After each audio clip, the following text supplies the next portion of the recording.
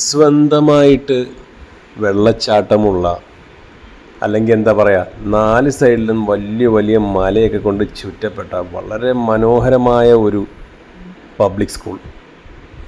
അങ്ങോട്ടാണ് ഈ പോകുന്നത്. ആക്ച്വലി പല സിനിമകളിലും ഈ സ്കൂൾ കാണിച്ചിട്ടുണ്ട്. ഇതിൻ്റെ കുറേ കട്ട് സീനുകളെല്ലാം വന്നിട്ടുണ്ട്. അതെ, ഞാൻ നിങ്ങളെ കാണിക്കാൻ പോകുന്നത് മാമലകണ്ടം ഗവൺമെൻറ് സ്കൂളാണ്. എറണാകുളത്ത് അടിമാലിയിലാണ് ഈ സ്ഥിതി ചെയ്യുന്നത്. അപ്പോൾ അതിൻ്റെ വിശേഷം നമുക്ക് കാണാം. ഫോഴ്സ് ഗൂർക്കയുടെ ഒരു ട്രാക്ക് ഇവൻറ്റും അതേപോലെ തന്നെ ഒരു ടീം മീറ്റിംഗ് ഒക്കെ ഈ അടുത്ത് നടന്നായിരുന്നു. അപ്പം അതിന് ഭാഗമായിട്ടാണ് ഈ ഏരിയയിൽ വന്നത്.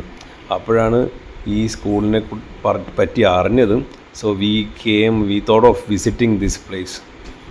വന്നപ്പോൾ തന്നെ എൻ്റെ കിളി പോയി സാറേ.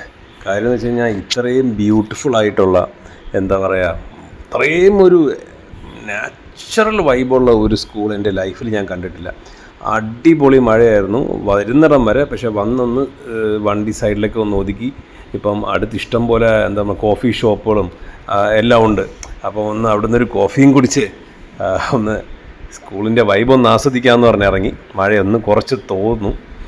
ഇനി ഇവിടുത്തെ സ്പെഷ്യാലിറ്റി എന്ന് പറഞ്ഞു കഴിഞ്ഞാൽ നമ്മൾ നേരെ കാണുന്ന മലയില്ലേ, ഒരു 1 hour അടുപ്പിച്ച് മഴ പെയ്ത് കഴിഞ്ഞാൽ ഇങ്ങനെ വെള്ളച്ചാട്ടം വരും എന്നാണ് ഇവിടെ ഉള്ള ലോക്കൽസ് പറയുന്നത്.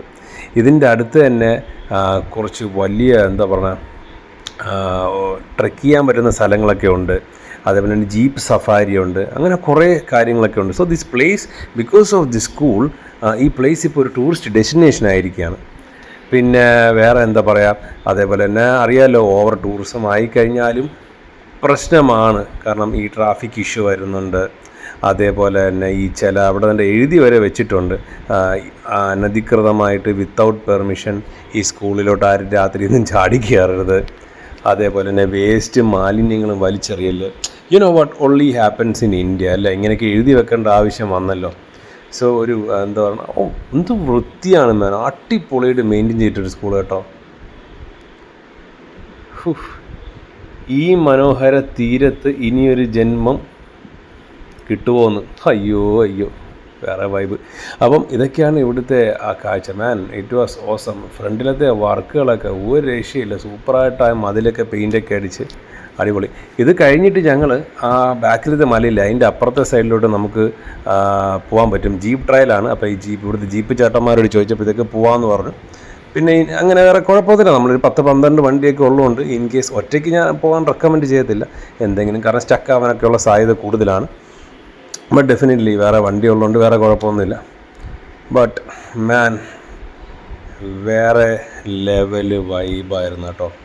അപ്പം നിങ്ങൾ ഇതുവഴിയൊക്കെ വരുവാണെന്നുണ്ടെങ്കിൽ ഞാൻ എപ്പോഴും പറയുന്ന പോലെ ഡെഫിനറ്റ്ലി, കാരണം ഞാൻ അങ്ങനത്തെ സ്ഥലങ്ങളൊക്കെ ഞാൻ റെക്കമെൻഡ് ചെയ്യാറുള്ളൂ.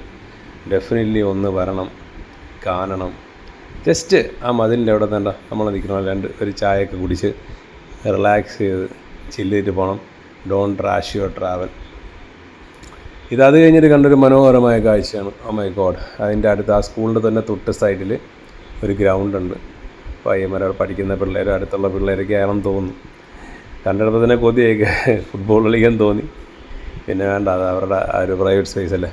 അപ്പോൾ ശരി, നടക്കട്ടെ. അപ്പം thank you so much for watching. You have a wonderful day. Take care. By.